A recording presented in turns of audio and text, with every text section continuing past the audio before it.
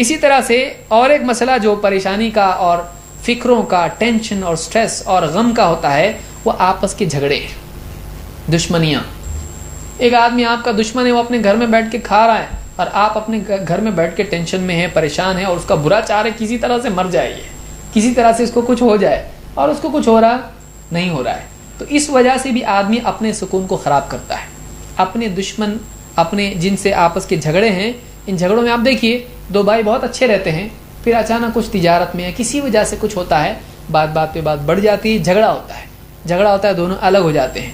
اب یہ بھی اپنے گھر میں ناخوش، وہ بھی اپنے گھر میں ناخوش، یہ بھی ٹینشن میں، وہ بھی ٹینشن میں، لوگوں میں بھی بے عزتی، لوگ بھی ہنس رہے، کیا ہوا تم دونوں کا، کچھ ہوا کیا؟ اچھا وہ پوچھ رہا ہے اس کو، ہم کو معلوم ہے تمہارا کچھ ہوا ہے، کیونکہ بہت تم بھائی بھائی کرتے تھے، اب دیکھو کوئی بھائی کام آیا نہیں آیا. تو یہ بھی ٹینشن میں، وہ بھی ٹینشن میں.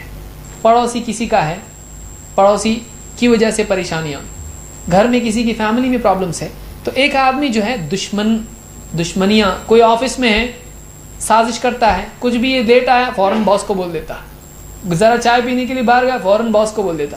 دشمن رہتے آپس میں، گروپ بازیاں ہوتی ہیں.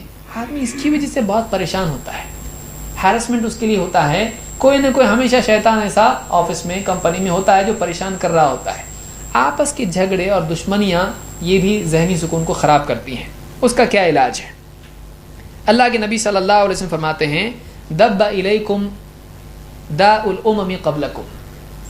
پہلا حل اس کا کیا ہے؟ ایک آدمی اپنے دل میں دوسروں کا بھلا چاہنے والا بنے. کم سے کم اگر وہ دشمن کو ختم نہیں کر سکتا ہے تو دل میں کم سے کم اس کو بٹھانے سے تو بچ سکتا ہے.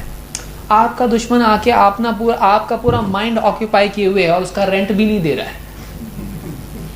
آپ سوچئے ایک آدمی اپنے گھر میں ہے، اس کا دشمن اس کے گھر میں ہے، آفس میں کوئی بہت تنگ کرتا آپ کو، آپ گھر پہ بھی گئے تو بیٹھے اس کے بارے میں سوچ رہے کیوں ایسا کرتا، اس کا کیا کروں میں، کیونکہ یہ باس کا خاص ہے اور یہ پریشان کر رہا ہے مجھ کو. تو آپ گھر پہ جا رہے ہیں تو آپ اپنا آفس کے پیپرز یہاں چھوڑ کے جا رہے، لیکن اس کا خیال گھر کو لے کے جا رہے آپ. تو گھر میں بیوی بچے میں بھی آپ کو یاد آتا. تو یہ جو چیز ہے آپ کا مائنڈ آکیوپائی کیے ہوئے ہو، آپ کو جہاں بھی آپ جاؤ گے آپ کو سکون نہیں ملے گا.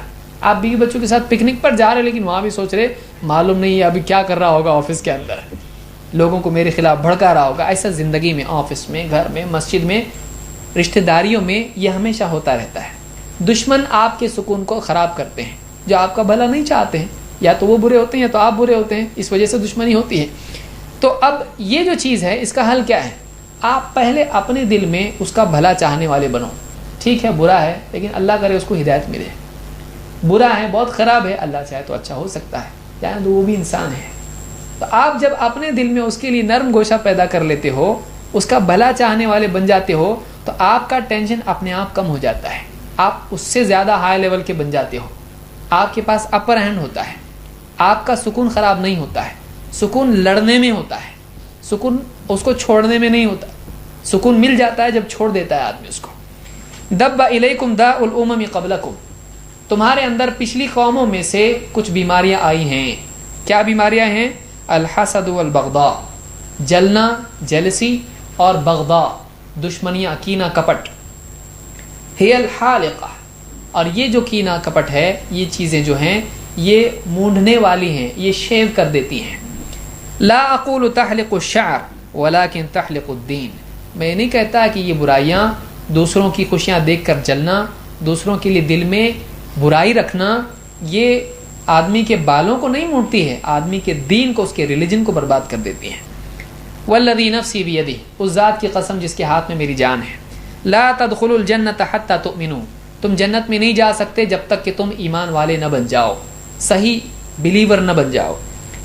ولا تؤمنوا حتی تحابوا، اور واقعی تم پکے ایمان والے تب تک نہیں بنو گے جب تک کہ آپس میں محبت نہ کرنے لگ جاؤ.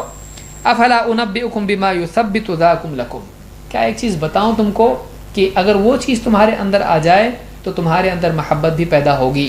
آپ نے فرمایا افشوا السلام بینکم، آپس میں سلام کو عام کرو، ایک دوسرے کو سلام کرو. السلام علیکم، السلام علیکم کیا ہے؟ تم سلامت رہو. اب اپنے دشمن کو یہ بولنا کتنا مشکل ہے، تم سلامت رہو. اگر اپنے دل میں اس کے لیے خیر خواہی، اس کا بھلا چاہنے والا آدمی بن جائے چاہے اس کی ترقی نہ صحیح اس کی اصلاح ہی سے ہو کہ یہ سدھر جائے، یہ برا ہے مجھ کو ستاتا ہے لیکن یہ سدھر جائے، میں اس کا بھلا چاہتا ہوں کہ اچھا انسان بن جائے، اگر دل میں یہ چیز بھی آدمی پیدا کر لے تو اس آدمی کے لیے اپنا بوجھ کم سے کم ہلکا ہو جاتا ہے.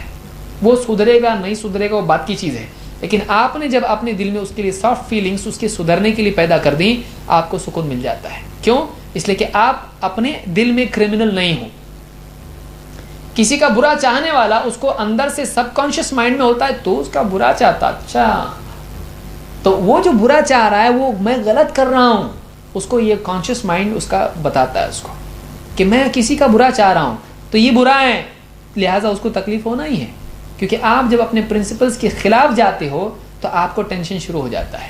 اس کو یاد رکھیے آپ. تو اس سے بات معلوم ہوئی کہ خیر خواہی، بھلا چاہنا، دشمن کا ہی صحیح دشمن کا بھی، یہ آدمی کو آزاد کرتا ہے، سکون دیتا ہے.